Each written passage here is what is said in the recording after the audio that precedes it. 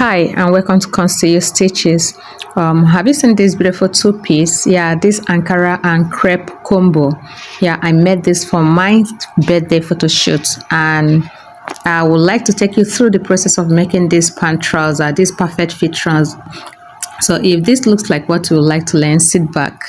Okay, so let's get started. I'm making a pant trouser with this lemon crepe, which I'll be rocking with this Ankara as a top. So let's get started. So today I'll be teaching us how to make pant trouser. Over here I have 2 years of crepe. 2 years of crepe. Though I'm really going to manage it because I would have loved it to flay very well, but then it's a management sewing. So let's get started. First, fold your material into two. You fold into two using your hip measurement divided by 4. So that's for the front, and then plus 3 inches crotch allowance and extra 1.5 inches as your sewing allowance. I don't know if that's making sense. So first, your exact hip measurement should be what you are folding this material plus. So let's solve it. My hip measurement is 44. Yeah. So 44 divided by 2, you'll be getting 22. Then 22 divided by 2 again, you'll be getting 11. So 44 divided by 4 is 11. So that 11 inches, you add extra 3 inches. Measurement divided by 4, then plus extra 3 inches for crotch, and then extra sewing allowance. And also, mind you, this sewing allowance depends on how tight or free you want your trouser to be.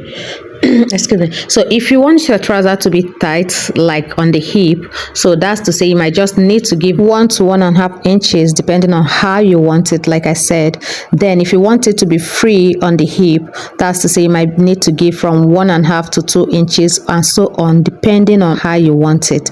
So for the purpose of this particular trouser I'm making, I gave 1 inch allowance, and that 1 inch is just for the front. Remember that when you cut the back, you still have extra that will make up whatever you've given to the front. So never mind if you feel that you didn't add much, it will still be free because of the allowance you're still going to give at the back, the extra you're giving at the back. So next is now to take the vertical measurement, because what we did previously was the horizontal, which is hip measurement and all that. Now we are doing the vertical, which is like the straight line, the length of the trouser and the rest of it. So to start with, we are going to measure the flap, as on where the flap starts from. So as a matter of fact, this also depends on where you keep your trouser. So for you to determine this, you have to find out if your client or yourself wear low waist or a high waist, or just place it on your tummy. Wherever you keep your trouser should be where your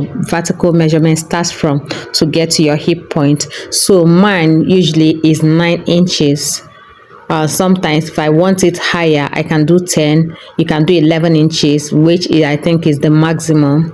So I take 9 inches, and this 9, you also remember you're going to add band. I'll have to measure from minus 1.5 inches from the top, because that is going to be my band allowance. But if you're not doing external band, that means you have to put your measurement together. You understand? But because I normally use band, I don't do the folding together with the fabric. So now the band is 1.5 inches. So this other one will be 7.5, but then I'll have to leave ½ inch allowance, making it 8. So now I have 8 inches on the trouser, 1.5 minus 1.5 inches. I don't know if this is making sense. Okay, so I'm sorry my camera isn't showing it well. I just pray my explanation goes better.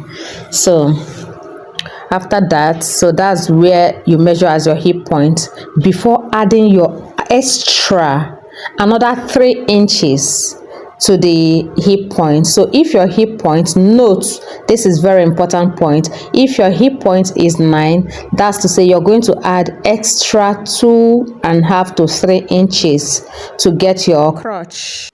So note, in summary, extra 3 inches added from your hip point. You add extra 3 inches to get to your crotch line.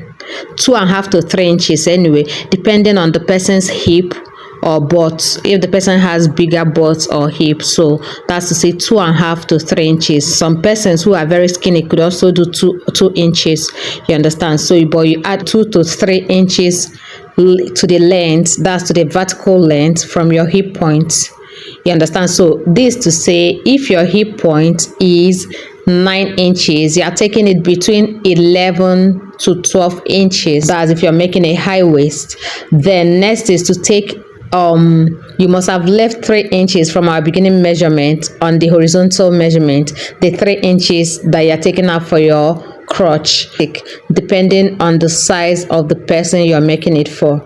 At the same time, if the person has butt also, you might need to leave it at 3 inches or maybe add a little, like half or quarter of an inch. But if it's a very skinny person, the person can take 2 inches, 2.5 inches, 2 1/4, and so on and so forth. This is what we'll have at the end of the day.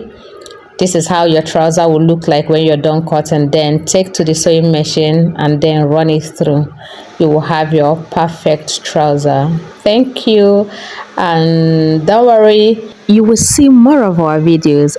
Next is a top tutorial, so sit back, we're not going to disappoint you.